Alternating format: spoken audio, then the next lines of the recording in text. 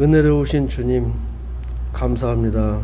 하나님께서 지난 한 주간도 저희들을 지켜주시고 주님의 전으로 나아오게 하신 은혜를 감사합니다. 저희의 삶에 주님을 향한 감사의 열매가 주렁주렁 맺히도록 축복하여 주시옵소서. 인생을 살아가면서 구원받았다는 것이 퇴색해가는 경우가 있습니다. 얼마나 감사한지를 깨닫지 못하고 잊어버리는 경우 또한 있습니다. 우리는 그런 신앙생활을 하지 않도록 매일같이 감사하는 삶을 살아갈 수 있도록 하나님께서 은혜를 내려 주시옵소서. 이제 성탄절이 얼마 남지 않았습니다. 저희를 구원하시기 위해서 낡고 허름한 말 구유에 오신 주님을 늘 가슴에 품고 저희가 저희 이웃을 위하여 진정한 주님의 사랑을 베풀 수 있는 저희가 되게 하여 주시옵소서. 성탄을 준비하는 각 기관마다 주님을 사랑하는 마음으로 준비하게 하여 주시옵소서. 성탄절을 통해서 주님의 은혜를 받는 시간이 되게 하여 주시옵소서. 이 시간 귀한 말씀으로 저희를 위하여 준비하신 목사님을 위하여 기도하오니 주님의 크신 권능으로 함께하여 주시옵소서. 늘 강건하게 축복하여 주시옵시고 예배를 돕는 손길들에게도 함께하시고 이 시간 성도들을 축복하여 주시옵소서. 말씀을 듣는 심령 위에 성령님의 충만한 은혜가 넘치게 하시고 말씀을 깨닫는 은혜를 베풀어 주시옵소서. 이 시간 이 자리에 나오지 못한 성도들이 있습니다. 어디에 있든지 하나님께서 그들을 보호하여 주시고 다음 주일에는 꼭 이 자리에서 하나님께 영광을 돌리는 예배를 드릴 수 있도록 인도하여 주시옵소서. 감사를 드리오며 사랑이 많으신 예수 그리스도의 이름으로 기도 드리옵나이다. 아멘. 오늘 본문에 있는 것처럼 내 생명을 여호와께서 중히 여기셔서 라는 말씀으로 함께 은혜를 좀 나누었으면 좋겠습니다. 따라서 한번 해볼까요? 물화. 이거 다른 말로는 사물화라고 부릅니다. 다시 해볼까요? 사물화. 세상은 측량을 합니다. 여기서 여기까지를 측량을 할 때 지금은 도량형이 있죠. 센티미터로 잽니다. 또 거리를 측량할 때 미국 사람들은 킬로미터라고 하는 단위로 쓰지만 영국 사람들은 이제 마일이라고 하는 단어를 씁니다. 무게를 달 때도 그람이라고 하는 것으로 측량하고 또 근 이런 것으로 측량을 합니다. 사람을 저울에 달아놓고 몇 근이다. 이 사람의 가치는 몇 근이다. 이렇게 말할 수 있습니까? 없습니까? 몸무게를 잴 수는 있지만 그 사람이 몸무게가 그 사람의 가치는 아니지요. 그런데 그 사람을 몸무게로 재면 도량형으로 재고 나면 사물화 시키는 겁니다. 대표적으로 그렇습니다. 전쟁이 납니다. 전쟁이 났는데 어떤 자기 남편이 군대에 가야 됩니다. 그러면 아내 입장에서는 군대 남편을 떠나보낼 때 자기 생명의 반쪽을 떠나보내는 것 같죠. 그런데 군대 안에서 장관들이나 이 군대를 운영하는 사람들은 그 사람을 뭘로 봅니까? 보병으로, 아니면 해병으로, 아니면 공군으로, 물자로 보죠. 그러면 이것은 사물화된 겁니다. 물화된 겁니다. 이 물화라고 하는 것은 요즘 20세기에 가장 중요한 사실은 화두입니다. 사람이 물질이 될 수 있느냐, 물질로 다 평가가 될 수 있느냐 하는 문제가 들어 있습니다. 그런데 그 사상이 깊이 뿌리 박혀 있습니다. 이 한국 사회가 그렇게 어려운 것은 사람의 고귀한 가치를 그 사람으로 보지 않고 아까 말한 것처럼 남편으로, 생명의 반으로 보는 것이 아니라 자기 전부로 보는 것이 아니라 물화시켜서 물자로 여기는 것입니다. 그래서 없어도 되는 거예요. 대체할 수 있으니까 얼마든지 될 수 있다는 겁니다. 어제 TV를 보는데 사장님이 인터뷰가 나와요. 제가 정확하게 기억이 안 나는데 사장님이 장사를 해야 되는데 전화를 받아줄 사람이 없는 거예요. 예약을 해줄 사람이 없는 거예요. 전화를 했는데 누가 전화를 받아주는 거죠?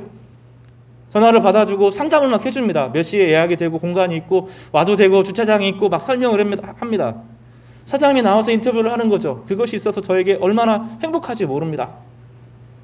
저는 그걸 보면서 일자리 하나 떨어졌다 그렇게 느끼는데 사실은 무슨 얘기냐면 AI가 다 하는 거죠. 사람이 없어도 기계가 영상이 프로그램이 그 모든 것을 대체해 줍니다. 그러면 좋은 일이 벌어졌다 생각하고 일자리 대신 해주니까 사람들은 시간이 남으니까 이제는 그 주 4일째만 일하자 이제 팜프레스에 붙었습니다. 주의 4일만 일하는 시대가 곧 올 건데 언제 쉴래? 수요일 날 쉴 거냐? 금요일 날 쉴 거냐? 이렇게 물어보지만 자유가 돌아오는 것이 아니라 사실은 한 사람의 가치가 그 사람이 벌어야 될 일이 줄어들고 그 사람이 해야 될 상황이 없어져 버리는 거죠. 이것은 우리에게 심각한 위험이 되는데 사람을 생명으로 여기지 않고 물질로 여기는 겁니다. 우리도 그런 생각이 있어요. 우리가 죽음을 두려워하는 이유는 이 육체가 사라지고 나면 내가 없어질 거라고 생각하니까 두려운 겁니다. 그래서 악착같이 살아보려고 하는 거예요. 좋은 집에서 사고 안전한 차를 타고 나를 공격하지 못하는 공격하는 모든 세력들로부터 내가 성을 쌓고 누구도 공격하지 못하는 힘을 갖고자 하는 것입니다. 이것은 대표적인 사무라이 현상입니다. 다시 말하면 사람을 사람으로 여기지 않고 생명으로 여기지 않고 물자로 여기는 시대에 살고 있는 겁니다. 그래서 우리 사회가 어려워요. 하나님을 안 믿는 일본도 그렇지 않습니다. 그 사람은 여전히 사람으로 대하는 것들이 남아있다는 거예요. 오랜 흔적이 남아있다는 거예요. 우리 사회는 지금 잘 나가고 있어요. 다시 말하지만 BTS가 잘 나가고 전투기를 만들고 LNG선을 만들고 잠수함을 만들고 미사일을 만들고 세상에서 지금은 우리나라 아무도 함부로 못합니다. 그런데 전 세계에서 제일 자살을 많이 하고 가장 사람들이 적게 태어나고 가장 적은, 이거는 과장하는 것이 아니라 가장 적은 아이들이 태어나는 비율이고 가장 적게 결혼하는, 이것은 사람이 사람으로 대우받지 못하는 거예요. 매일 하루하루를 살면서 다른 사람을 만나는데 그 사람이 나를 소중하게 여겨주고 나를 생명으로 여겨줘야 되는데 생명으로 여기지 않고 나를 물자로 여기는 거죠. 그런 사회 안에 우리가 속해 있습니다. 오늘 본문은 그래서 그렇게 중요합니다. 생명이라는 것이 무엇인지 다윗이 이야기를 하는데 이 생명이 얼마나 소중한지 우리가 알아야 되고 더 이상 나를 물질로 여기지 않아야 됩니다. 나는 생명 있고 살아있는 생명이고 내가 죽어도 내 인생이 끝나지 않고 내 인생은 오히려 거기서부터 시작되고 나의 인생은 정말로 빛나는 인생을 그 하나님 안에서 아름답게 살겠지만 이 땅에 있는 것이 전부가 아니라는 그 확고한 믿음을 가지고 살아야 하는 것입니다. 교회에서는 이 땅에서 얼마나 잘 살까를 가르쳐주는 것이 아니라 정말 생명을 누리면서 살아가는 것이 무엇인지를 가르치고 배우고 함께 누리는 곳입니다. 오늘 이 말씀을 통해서 하나님의 은혜가 우리의 물질화된 생명을 깨트리고 진짜 영성 있는 삶으로 회복될 수 있기를 주님의 이름으로 축복합니다. 지난주에 다윗이 큰 위기를 겪었습니다. 나발이라고 하는 사람이 계약을 해놓고 실컷 도와줬는데 오리발을 내밀면서 사울에게 고발하겠다 이런 얘기를 하면서 다윗이 너무 힘들어졌습니다.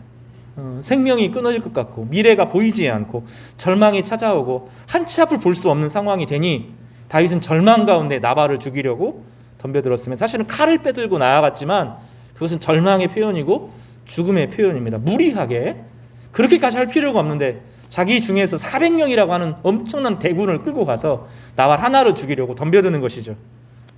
그때 아비가일이라는 여자가 나발의 아내가 지혜롭게 조언을 합니다. 뭐라고 말했습니까? 하나님의 생명싸개에 당신이 쌓여 있습니다. 이렇게 말했습니다. 다시 한번 말할까요? 여러분 한번 따라서 해보세요. 하나님의 생명싸개에 쌓여 있습니다. 이것은 우리가 잘못 이해하면 하나님이 다윗을 생명이라고 하는 싸개로 이렇게 보호하고 있다. 그러니 죽음이 와도 튕겨나간다. 이렇게 생각할 수가 있습니다. 그게 아니라 그랬어요. 성경의 원문을 따져보면 그런 게 아니라 하나님이 생명에 쌓여 있다는 거예요. 하나님이 생명에 쌓여 있다는 겁니다. 다시 말하면 하나님이 생명이라는 거예요. 당신 지금 그 안에 들어와 있다는 겁니다. 그러니 어떤 말이냐면 하나님이 죽지 않으면 당신도 죽지 않는다는 거예요. 본문은 그런 의미를 가집니다. 하나님이 당신을 보호한다 그러는 것이 아니고 하나님 자체가 생명인데 그 안에 당신이 들어와 있으니 하나님이 죽지 않는 이상 당신은 죽지 않습니다. 이렇게 말하는 거예요. 이 본문은 이 땅에서 살만을 말하는 게 아니에요. 아비가일이라고 하는 여인이 다윗에게 한 말은 이 땅에서의 생명만 말하는 것이 아닙니다. 하나님의 불꽃이 꺼지지 않는 이상, 하나님의 생명이 꺼지지 않는 이상 당신의 삶은 영원합니다. 그러니 지금 앞에 있는 작은 생명들 가지고 작은 어려움 앞에서 두려워할 필요가 없습니다. 이렇게 고백을 하는 거예요. 이 고백은 이스라엘의 전통적인 신앙 고백입니다. 하나님이 생명이라는 거예요. 생명은 하나님만 주시고 그 안에 거하는 것이 생명이라는 거예요. 만약에 하나님으로부터 떨어져 있으면 살아도 죽은 거예요. 예수님도 똑같이 그 얘기를 하셨어요. 하나님을 믿지 않은 것은 살아 있어도 죽는 거예요. 왜냐하면 장미를 꺾어서 놓은 것과 똑같기 때문에 금방 시들어 버린다는 거예요. 창세기 1장 7절에 사람을 이렇게 정의합니다. 여호와 하나님이 땅의 흙으로 사람을 지으시고 생기를 그 코에 불어 넣으시니 사람이 생명이 된지라. 흙으로 지음받은 인간이잖아요. 그래서 죽으면 흙으로 다 돌아갑니다. 머리카락도 시간이 지나면 썩어서 없어집니다. 참 되게 오래 걸린다 그래요. 없어집니다. 우리의 피부가 상합니다. 다 없어져 녹아버릴 거예요. 벌레들이 다 갉아먹을 겁니다. 아니면 태워서 먼지처럼 다 날아갈 겁니다. 그러면 없어지는 게 아니라는 거예요. 사람은 그 물질로만 만들어진 것이 아닙니다. 사람은 하나님의 생기가 불어넣어져서 비로소 생명이 된 거예요. 생명이 떠나면 살아있어도 산 것이 아니라는 거예요. 생명으로 만들어졌어요. 우리는 살아있는 존재로 만들어진 겁니다. 그래서 달라요. 다른 존재들하고 근본적으로 다른 특징을 가집니다. 인간은 유한한 인생을 살아가요. 80년, 100년, 정말로 길면 온 인생을 살면서 영원을 꿈꾸는 독특한 존재예요. 어떤 생명체도 영원을 꿈꾸지 못합니다. 우주의 한계를 꿈꿔요.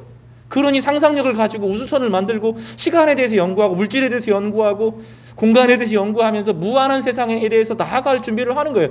우리는 여기 가만히 있지만 우리의 상상력은 온 우주를 품어요.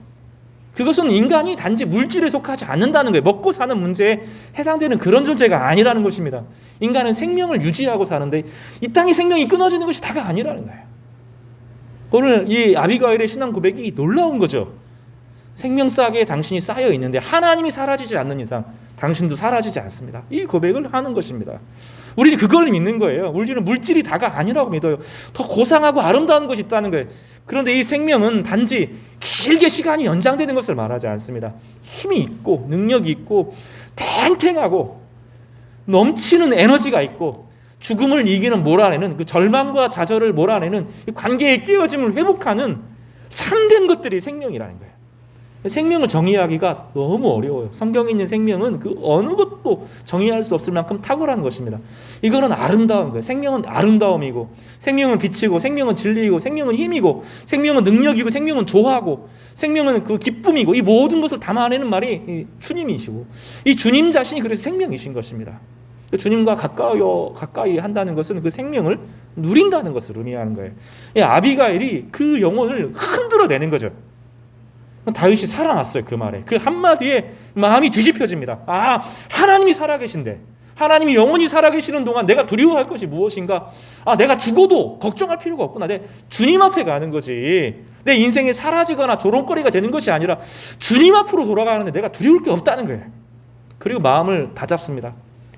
다윗 사울이 쫓아오는 것, 사무엘이 죽어버린 것, 인생이 끝이 돼서 하나님께 돌아간 것, 이런 것이 그에게 이제 영향을 끼치지 못해요. 아, 내 인생은 하나님과 함께 있구나. 하나님이 영원하신데 내 인생이 사라지지 않는구나. 내 인생은 여기에 붙잡혀야 되는구나. 다시 정신을 바짝 차립니다. 그래서 오늘 이야기가 그런 방식으로 흘러가는 거예요. 오늘 본문은 그 앞으로 27장에서 다윗이 10광무지로 다시 올라가는 것으로부터 이야기가 시작됩니다. 다윗이 상당히 밑에 있었어요. 바란 광야에서부터 상당히 밑쪽으로 내려가 있었습니다. 근데 그곳은 이스라엘 사람들이 사는 지역이 아니고 이방 민족들, 유랑하는 사람들, 그런 사람들이 사는 지역입니다. 근데 계절에 따라서 그 사람들이 밑으로 더 내려가거나 다른 목초지로 가니까 비어 있습니다. 그때는 다윗이 그곳에 살 수가 있었어요. 그런데 그곳에 이제 아말렉 사람들이 들어오는 곳인데 아말렉 사람들이 다시 밀려오게 되니까 다윗이 그곳에 머무를 수가 없었고 다시 이스라엘 안쪽으로 들어오게 되었습니다. 10이라고 하는 곳으로 다윗이 이제 머물러 가게 된 거죠. 그때 10 광야에 살고 있는 사람들이 다윗이 들어왔습니다 하고 사울에게 말을 합니다. 그러니 즉각적으로 사울이 이제 내 포위권 안에 들어왔구나 싶어서 다윗을 추적하는 사람들을 보내고 자기가 직접 쳐들어갑니다. 그런데 아직까지하고는 좀 달라요. 다윗이 이 상황에 말려 들어가지 않습니다. 상황에 휘말려들고 겁내지 않아요. 본문에서 다윗이 뭔가 달라졌어요. 26장과 27장의 다윗은 완전히 달라집니다. 성도가 그렇습니다. 성도들이 그래요. 어제까지 막 죽을 것 같다가도 한번 은혜를 받으면 딱 살아납니다. 이 성도들은 참 놀라워요. 어제까지 막 그렇게 힘들고 무너질 것 같고 죽을 것 같은데 어느 날 예수 그리스도의 십자가가 내게 힘이 다가오기 시작하고 주님 앞에 내 허물과 약한 것들을 탁 토해내고 그리고 나서 주의 십자가를 붙들고 주의 보혈의 은혜를 경험하고 나면 완전히 달라져요. 한순간에 사람들이 달라집니다. 다윗이 그랬어요. 아비가일을 만나기 전과 후가 다윗이 완전히 다릅니다. 4절에 다윗이 어떻게 하는가 보면 정탐꾼을 보냅니다. 먼저 정탐꾼을 보내고 5절에 보면 가만히 한번 살펴보세요. 사울에 의해서 옛날에는 너무나 사울이 너무 두려워서 어찌할 바를 모르는 두려움 가운데 있었는데 다윗이 지금은 여유가 좀 있습니다. 4절에 보면 이에 다윗이 정탐꾼을 보내어 사울이 과연 이런 줄 알고 미리 대비를 해요. 사람이 절망하고 좌절하면 더 말려요. 할 수 있는 것도 못해요. 멘붕이라고 말하잖아요. 못합니다. 다윗이 그럴 때가 많았어요. 도대체 하나님이 살아계시면 왜 나를 이 위기 가운데 빠지게 하느냐, 납득이 안 되는 상황이 많았다고요. 그런 상황에서 다윗이 힘든 마음에 그 고난의 짐들이 많았어요. 그리고 쫓기는데 급급해서 대비나 방비를 못하고 살았어요. 그런데 26장에 들어서면 다윗이 태도가 딱 달라집니다. 그리고 정탐꾼을 보내어 사울을 확인합니다. 5절에 보면 일어납니다. 성경에서 이 일어나다 하는 표현은 단지 몸을 보여주는 것이 아니에요. 성경에서 일어났다 하는 것은 정신을 바짝 차렸다. 이 사람이 다시 뭔가 긴장하고 있고 바른 길로 가고 있다 하는 것을 표현할 때 일어나 있다고 표현을 해요. 우리가 알아요. 그거를. 똑같은 하루 인생을 살아도 정신을 바짝 차리고 기쁨 가운데 잘 대비해서 일들을 진행하는 것하고 그냥 진행하는 것하고 다르잖아요. 하나님의 은혜 가운데 내가 주님과 동행하면서 잘 해야 되겠다 하는 마음으로 살아가는 거하고 그냥 삶에 떠밀려 사는 것하고 다르잖아요. 오늘 본문에 일어났다 하는 것은 그걸 말해요. 정신을 바짝 차렸다는 거예요. 절망하지도 않고 좌절하지도 않고 낙관하지도 않고 오늘 하루를 충실하게 받아들여서 믿음으로 살아가는 태도, 이것을 일어났다 이렇게 표현을 합니다. 여러분 일어나시기를 바랍니다. 다윗은 일어났어요. 그리고 확인합니다. 직접 다 사울이 지친 곳에 이르릅니다. 맨날 동호만 가기만 했는데 이제는 그렇지 않고 동굴에 한번 숨은 적이 있거든요. 다윗이. 그때는 엉겹거래 사울이 들어와서 거기서 화장실을 사용할 때 옷자락을 잘랐다고요. 근데 지금은 상황이 좀 달라요. 대비를 하고 준비를 하고 쳐들어올 것을 예측을 하고 정탐꾼을 보내고 사울이 지친 곳에 이릅니다. 대단히 다윗이 용기가 생긴 거죠. 사울이 머문 곳을 봅니다. 바라봐요. 당하지 않습니다. 이게 하나님이 주시는 능력 중에 하나가 이겁니다. 상황에 떠밀려서 살지 않는 거예요. 미리 보고 미리 계획하고 미리 준비합니다. 우리가 신앙생활 하면서 즉각적으로 뭔가 환상이 떠올라서 딱 이거 신앙이라고, 그렇지 않습니다. 하나님은 계획적인 분이세요. 하나님 계획을 가지고 창조를 인행하셨고 하나님 계획과 목적을 가지고 일들을 진행하십니다. 성도들이 성령 충만하면 전후 앞뒤가 보여요. 내가 무엇을 먼저 해야 되고 무엇을 나중에 해야 되는지, 누구를 먼저 만나고 누구를 안 만나야 되는지 보여요. 쓸데없는 시간을 보내지 않습니다. 다윗이 지금 영적으로 맑은 상태가 된 겁니다. 누구 때문에요? 아비가일의 신앙 고백 때문에 그렇게 바뀐 거예요. 이것은 다윗이 광야에서 단련된 것을 의미합니다. 또 한편으로는 하나님의 생명 안에 자기가 있다는 것을 확신했기 때문에 주어지는 것입니다. 설교는 그런 거예요. 묵상은 그런 겁니다. 찬양이라고 하는 것은 그런 겁니다. 하나님 안에 내가 있다는 것을 확인시켜 주는데, 그때 우리 마음이 살아나면, 우리 영혼이 살아나면 하나님의 생명 안에 푹 잠기는데, 그때 삶이 보이기 시작하고 물러서지 않고 내가 해야 될 것과 하지 안 할 것을 구분하게 되고, 너무 큰 두려움 앞에 사로잡히지도 않고, 그런가 하면 위협을 과장하지도 않고, 그러나 너무 무방비 상태로 제멋대로 시간이 흘러가도록 내버려지도 않고 탱탱한 긴장 가운데, 그러나 두려움 없이 그 일들을 하나하나 마주하는 것입니다. 도망하지 않고 대면할 줄 알아요. 오늘 본문이 그게 중요합니다. 다윗이 드디어 대면하기 시작했습니다. 자신의 문제 앞에, 자신의 삶 앞에 끌려가는 것이 아니라 직접 대면하고 하나님과 상대하면서 그 어려움을 맞서는 것입니다. 여러분, 그러할 때가 와야 돼요. 인생을 살면서 그저 흘러가는 대로 하는 것이 아니라 자신이 하나님과 동행하면서 이 삶의 문제를 딱 대면하는 그런 순간들을 맞이하시기를 바랍니다. 그렇게 되기를 주님의 이름으로 축복합니다. 다시 그거 하는 거예요. 지금 생명싸게 내가 있구나, 하나님 은혜 가운데 있구나, 내가 두려워할 필요가 없구나, 내가 죽어도 괜찮구나, 그렇다면 오늘 하루를 의미 있게 살아야 되겠다, 이 마음을 하면서 살아가는 거예요. 그리고 광야가 사람을 강하게 합니다. 저는 정말로 사막이 그리워요. 어떤 사람이 제 소설을 읽어본 적이 있습니다. 정말로 사랑하는 사람이 있었는데 아버지가 반대해서 이 사람과 결혼하지 못했어요. 그리고 이 사람 남자가 이 여자를 너무 사랑하는 마음이 떨어져 살았는데 그 감당하지 못해서 이 남자가 죽습니다. 여자가 너무 깊은 상실감에 빠지는데 광야로 나가요. 사막으로 갑니다. 사막으로 가서 생활을 하는데 거기서 그 얘기를 합니다. 사막의 고독이 나의 고독을 치료하였다. 멋있지 않아요? 실제로 그렇습니다. 이 세상에서 시름 없고 어렵고 힘든데 휴대폰 갖고 가면 안 됩니다. 산 깊은 곳에 가고 깊은 골짜기에 가고 시간을 오래 보내면 어느 순간 그 고독이 자기의 마음 가운데 찾아오고 위로합니다. 사실 그 깊은 안에 텅 비어있는 것처럼 보이지만 그 텅 비어있는 것 가운데 사실은 영적인 생명이 흐르는 거예요. 하나님의 영이 그 안에도 있다는 것을 경험하는 순간이 옵니다. 세상 사람들도 그렇습니다. 하나님을 안 믿는 사람들도 세상의 우상에, 세상의 공포에, 세상의 힘에 누여 있다가 그걸 떨쳐버리고 자연으로 나아가면 사람이 살아납니다. 그런 신앙인은 또 다르죠. 이 광야 가운데 하나님을 경험하고 그 깊은 고독 가운데 하나님의 은혜를 누렸던 이 다윗의 영적인 강건함이 있는 거예요. 그 고백들이 시편 안에 깊이 담겨 있습니다.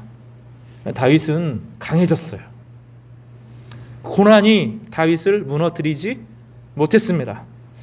많은 사람들은 고난에 무너지는데 성도는 무너지지 않습니다. 성도는 그 고난 가운데 강건해져요. 고난 가운데 본질을 꿰뚫어 봅니다. 고난 가운데 하나님의 능력을 끌어쓰는 법을 배워요. 하나님 앞에 자신의 어려움들을 맡기는 법을 배웁니다. 짧은 시간이 되지 않습니다. 오랜 시간에 걸쳐서 됩니다. 휴대폰 갖고 안 됩니다. 유튜브 끊어야 돼요. 그리고 나서 깊이 기도하게 사로잡히게 되는데 이 외로움과 맞서는 거죠. 외로움이 그를 사로잡고 도무지 정말로 내 인생에 아무것도 없다고 생각하는 그 텅 빈 순간들을 경험하고 나서야 하나님 자신을 만나게 되는 거죠. 인생에 그런 신앙의 고백들이 많아요. 붙들고 있는 것들 그거 내려놓으면 죽을 것 같은데 내려놓고 다 버려도 다 거짓을 버리고 나니 하나님만 살아남는 그 놀라운 역사를 경험하는 것이죠. 다윗은 광야에서 그렇게 강해진 거예요. 신앙은 이 광야의 생활이 아니고서는 강해질 수가 없어요. 진정한 신앙생활은 우리가 찬양하면서 예배하면서 하나님의 은혜를 막 경험하죠. 그러나 그것만 가지고 안 돼요. 우리의 개개인을 하나님께서 광야로 몰아내셔요. 홀로 서게 하십니다. 그리고 나서 그 깊은 어둠 가운데 하나님의 은혜를 부딪히게 해요. 텅 비어 있는 것 같은데 거기에 하나님이 살아계신 것을 경험합니다. 다윗의 신앙이 그래서 살아있는 거예요.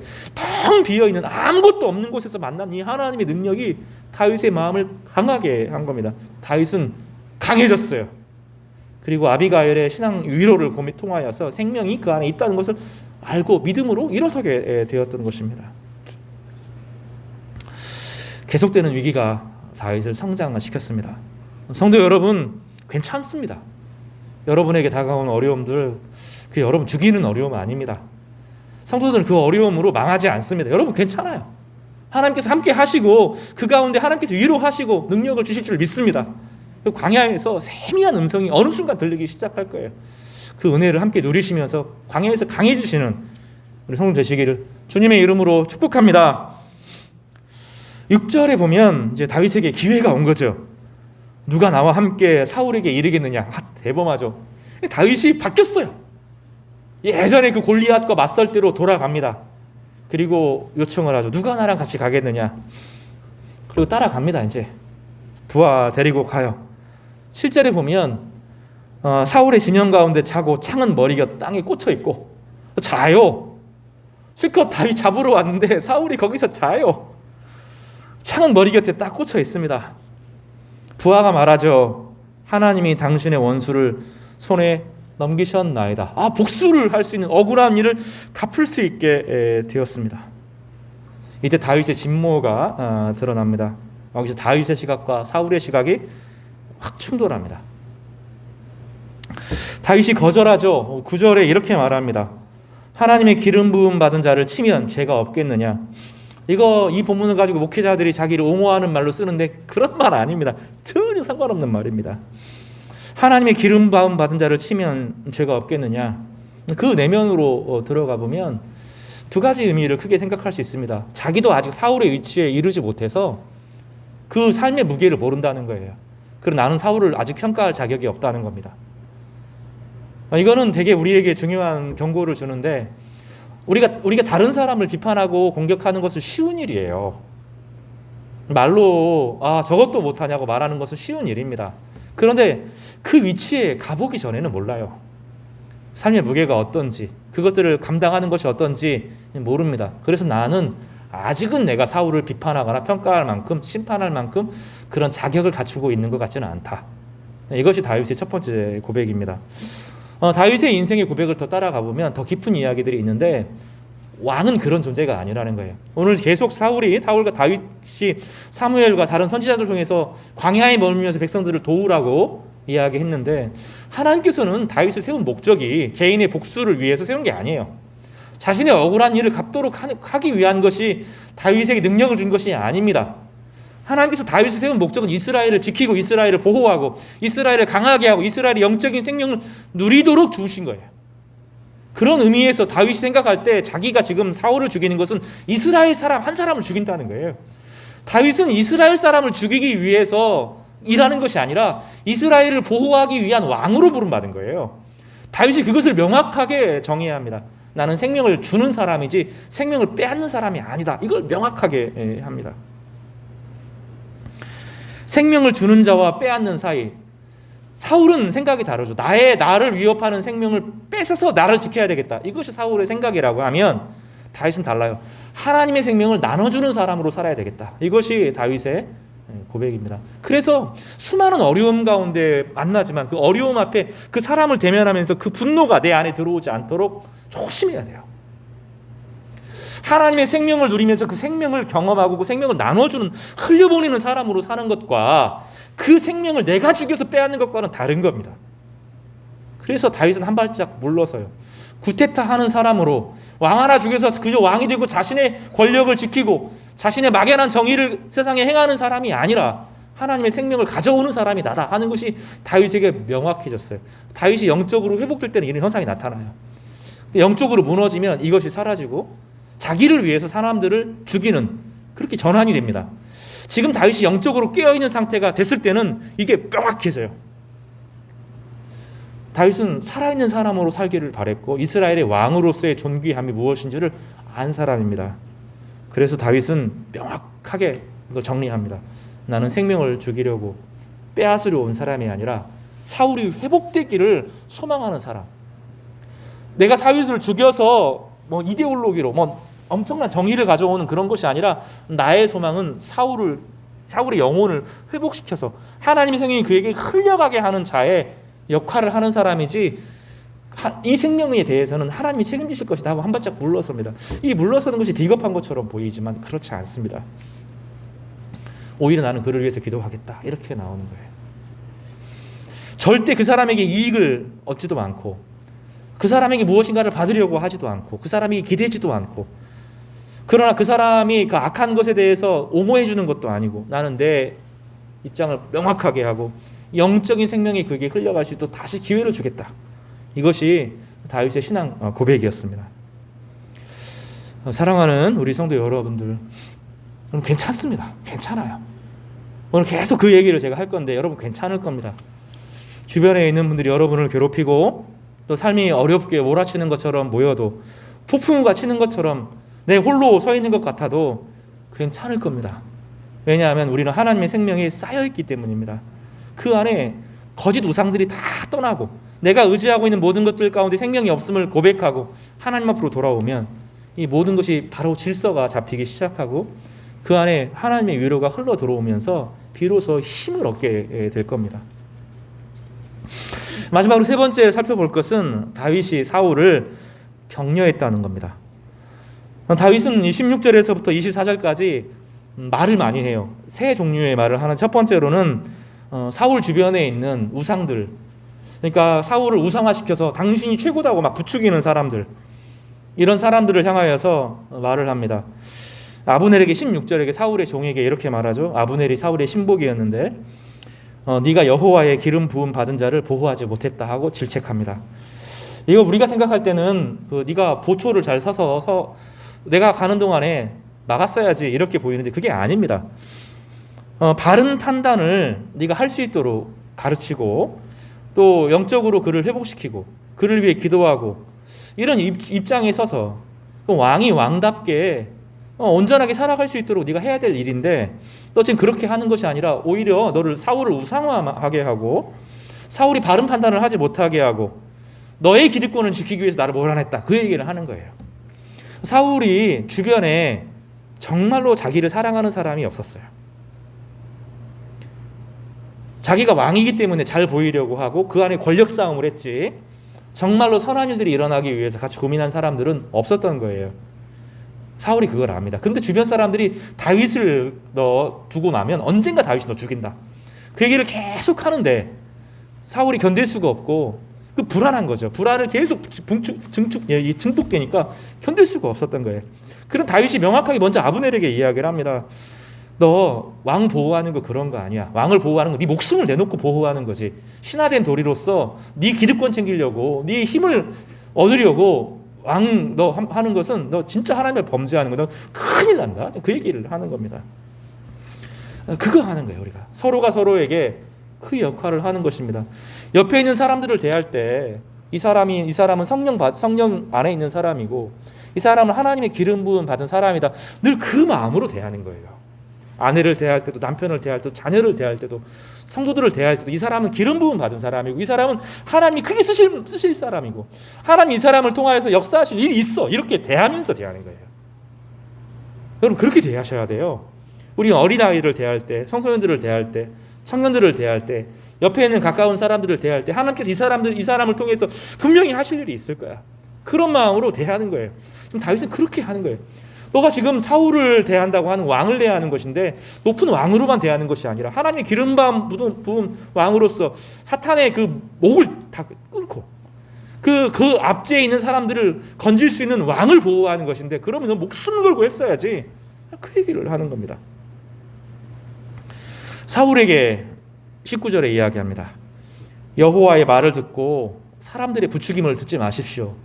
하나님과 관계를 바르게 하십시오. 내가 당신 뭐라고 하고 당신을 막 피해가고 도망가고 하지만 당신 그렇게 사지 마시고 다시 돌이키셔서 옛날로 돌아가라고. 예전에 왕이 됐을 때 초기의 마음, 백성들을 향한 그 열망과 하나님에 대한 신뢰로 가득했을 때 그 첫 마음을 회복하라고 간곡하게 부탁을 하는 거죠. 진실을 당해서 나는 당신 죽일 생각이 전혀 없다고. 내가 도망가고 어쩔 수 없이 창을 가져오긴 했지만 근데 당신을 죽일 생각이 전혀 없다고. 난 당신을 정말로 위하고 정말로 기도하고 나는 방어하지 않고 내가 피할 수밖에 없어서 어떻게 도망가겠지만 난 당신 죽일 생각이 전혀 없다고. 사울에게 그렇게 이야기를 하는 거죠. 그러니 사울이 마음이 녹아내려요. 아, 이 사람이 나를 죽이려고 하는구나. 나에게 대적하구나. 그러면 사람이 자기가 방어를 하려고 하거든요. 방어기제라는 게 다 있어요. 사람들이 자기를 지키고 싶은 마음들이 다 있습니다. 그거를 녹아내리게 하는 거죠. 진실한 마음이 다윗의 마음을, 사울의 마음을 녹였습니다. 그리고 24절에는 하나님을 향하여 이야기합니다. 하나님, 사실 24절은 사울을 향해처럼 이야기하는 것처럼 보이지만 한편의 기도입니다. 하나님, 내가 타인의 생명을 소중하게 여겼던 것처럼 하나님께서 나의 생명을 중하게 여겨주십시오. 이 고백을 합니다. 여기 24절이 워낙 중요한 말씀이어서 이 말씀은 여러분 이번 주에 적어가시고 여러 번 쓰시고 또 외우셨으면 좋겠어요. 사무엘상 26장 24절 말씀입니다. 같이 한번 읽어요. 찾으시고 읽겠습니다. 여기 위에 화면에 띄었으니 같이 한번 읽어볼까요? 시작. 오늘 왕의 생명을 내가 중히 여긴 것 같이 내 생명을 여호와께서 중히 여기셔서 모든 환난에서 나를 구하여 내시기를 바라나이다 하니라. 우리는 누구나 소중히 여김을 받기를 바라요. 그게 나쁜 게 아니고 당연한 겁니다. 기독교를 잘못 가르치면 자꾸 자기를 부정하고 율법을 지키지 않으면 막 혼나고 이렇게 자꾸 몰아가는데 그게 핵심이 아니죠. 정말로 복음 안에서 하나님께서 우리를 소중히 여기신다는 것을 발견하도록 하는 것이 교회가 해야 될 의미고 역할이거든요. 지금 사울을 향하여 다윗이 뭐라고 말하냐면 내가 왕의 생명을 무겁게 여겼다는 거예요. 가볍게 여기지 않고 내가 죽일 수 있었는데 무겁게 여겼다는 거예요. 그런데 당신이 나를 중이게 여겨주십시오. 그렇게 말하지 않잖아요. 오늘 본문 핵심 거기 있어요. 당신은 나를 또 바꿀 수 있다는 거예요. 당신은 나를 또 가볍게 여기고 당신은 나를 쫓아올 수 있고 당신은 지금 회개하는 것처럼 보이고 당신은 잘하겠다고 말하는 것처럼 보이지만 또 당신 변할 수 있다는 거예요. 그러니까 다윗이 뭐라고 말하냐면 하나님을 향하여 말하는 거예요. 내가 당신의 생명을 소중히 여긴 것처럼 하나님께서 나를 귀하게 여겨주시기를 바란다고. 사람의 칭찬 너무 좋아하지 마시고 사람의 평가 너무 매이지 마세요. 그럴 필요 없어요. 우리는 뭐 하면 사람들이 나를 어떻게 하든지 상관없이 그 사람을 소중히 여기고 그 사람을 하나님의 기름 부음 받은 자처럼 대합니다. 이 사람을 통하여 하나님께서 일하실 것이다 믿고 대하는 거예요. 그 사람의 과거가 어땠든지 그 사람의 현재가 어땠든지 상관하지 않습니다. 하나님이 그 사람과 함께 하셔서 기름 부으셔서 그로 하여금 정말로 아름다운 인생을 살기를 원하고 이 사람을 통하여서 주님께서 정말로 멋진 일을 이루시기를 간절히 소망하는 마음으로 대해요. 근데 그거를 기대하면 안 돼요. 이 사람이 나에게도 그렇게 대해주기를 바라는 거 아닙니다. 물론 그런 사람들을 만나게 될 거예요. 그게 아니고 나는 최선을 다해요. 그러면 이 사람으로 통하여서 나에게 보상이 오는 게 아니라는 거예요. 이 사람과 이 사람들은 나를 여전히 흔들고 무너뜨리고 또 그는 다윗이 분명히 하는 거죠. 그 위에 내가 서는 것이 아니라 하나님이 나를 중히 여기실 것이다. 하나님이 나와 함께 하실 것이다. 나를 판단하실 분은 하나님밖에 없다. 이 신앙 위에 딱 세우죠. 이것이 다윗이 인생을 살아가는 힘이고 능력이고 지혜고 권능이었어요. 여기 핵심이 생명입니다. 25장에도 생명 얘기가 나왔어요. 당신은 생명 싹에 쌓여 있습니다. 하나님의 생명이 꺼지지 않는 한 당신도 꺼지지 않습니다. 다윗이 그 고백을 받는 거예요. 지금 오늘 처음에 이 공문을 받아요. 나는 하나님의 생명 앞에 거하게 해주십시오. 나의 생명을 중히 여기십시오. 이렇게 말한다. 나의 생명이 하나님 앞에만 머물게 해주십시오. 이 고백이 터져 나오는 거죠. 아비가일의 고백이 다윗에게 소화가 되어서 사울을 죽이지 않도록 하고 자기의 생명을 중히 여기게 하고 자기의 삶을 하나님께 맡기는 그런 은혜로 여기서 전환되는 것을 보게 됩니다. 여인의 믿음이 다윗을 살리고 사울을 살리고 사울에게 다시 기회를 주죠. 다윗이 전혀 다른 방식으로 인생을 살아갈 수 있도록 바꾸어 갑니다. 목회자의 말이 아니라 아비가일의 말이 다윗을 살리고 다윗을 따르는 600명을 살리고 사울에게 다시 기회를 주고 이스라엘에게 기회를 주는 그런 은혜를 허락하게 된 것입니다. 그래서 한 사람이 작지 않습니다. 말씀 정리하겠습니다. 첫 번째로 다윗은 성장했습니다. 여러분 성장하시기를 바랍니다. 하루하루 그냥 살지 마시고 때로 광야에 가지만 그 광야가 여러분을 죽이는 것이 아니라 그 깊은 곳에서 하나님의 위로를 통해 회복되고 강해지시기를 주님의 이름으로 축복합니다. 무엇보다도 일어나서 사십시오. 주눅 들어서 머물러서 하지 말고 정신을 바짝 차리고 하나님 주신 계획들을 따라서 전후 좌우를 살피고 내가 지금 해야 될 것을 대면하시는 도망가지 마시고요. 대면하셔서 회복되는 성도님 되시기를 바랍니다. 두 번째로는 다윗이 사울에게 기회를 넘겨줍니다. 자기가 살 기회, 자기가 자유할 기회를 넘겨주고 사울의 생명을 귀하게 여기는 방향으로 자신의 삶을 전환합니다. 어려워요. 이거 정말 어렵습니다. 내가 한번 기회를 찾으면 좋은데 타인에게 기회를 넘기는데 이건 좀 다르죠. 자기의 자유와 타인의 생명의 문제잖아요. 다윗은 자기가 잘 되는 것보다 사울이 생명을 가지고 살아가는 한 번 더 기회를 얻는 것을 더 중요하게 생각했습니다. 다윗이 어른이 된 거죠. 영적인 어른으로 성장한 것을 살펴볼 수 있습니다. 여러분 믿음의 어른으로 우뚝 서시기를 간절히 바랍니다. 마지막으로 그러나 다윗은 자신의 생명을 하나님께 맡겼습니다. 그 누구도 나를 책임질 수 없고 나의 삶을 이끄시는 분은 하나님밖에 없고 이 아비가일의 신앙 고백을 받아서 하나님 그 고백을 하나님께 다시 돌려드리는 거죠. 이게 기도잖아요. 기도는 말씀을 돌려드리는 것이거든요. 신앙으로 돌려드리는 것인데 하나님 내 생명을 여호와께서 중히 여기셔서 환난에서 나를 구하여 되시기를 바라나이다. 자신 안에 생명이 넘쳐나기를 바랍니다. 이제 명확해질 겁니다. 사울 주변으로 모여드는 사람은 생명을 잃게 될 겁니다. 그러나 다윗 주변으로 모여드는 사람은 생명을 함께 얻게 될 겁니다. 왜 그렇죠? 하나님의 생명이 그를 둘러싸고 있고 그 생명이 다윗 주변에 있는 모든 사람들과 함께 할 것이기 때문입니다. 내가 살면 다른 사람도 삽니다. 내가 생명 안에 충실히 거하면 지금 당장은 문제가 해결되어지지 않는 것처럼 보여도 함께 살아나는 역사를 누리게 될 것입니다. 생명은 하나님의 손 안에 있습니다. 복음은 생명을 주는 것입니다. 예수가 우리의 생명입니다. 주님께서는 자신의 생명을 십자가를 통하여서 주시기 위해서 성탄절 이 시즌에 오셨고 그 생명에 참여함으로 우리 모든 영혼들이 평화와 안식을 누립니다. 성탄절 우리 그런 마음으로 기다리시면서 주님을 맞이하시는 은혜가 있기를 간절히 바랍니다. 우리 미리 좀 인사할까요? 메리 크리스마스.